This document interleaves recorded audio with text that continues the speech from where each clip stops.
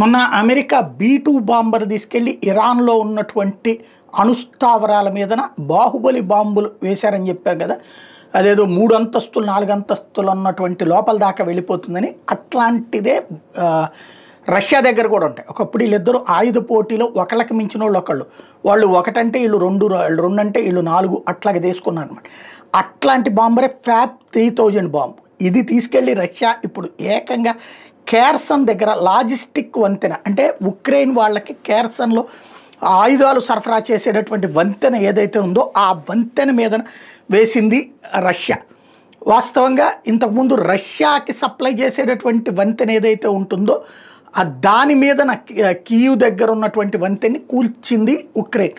దానికి ప్రతిగా యూరప్ దేశాల నుండి వచ్చేటటువంటి ఆయుధాలను పోలాండు ఆ పక్కన ఉన్నటువంటి దేశాల నుండి ఉక్రెయిన్ తెచ్చుకునేటటువంటి వంతెన మీద కేర్సన్ బ్రిడ్జి మీద వేసింది.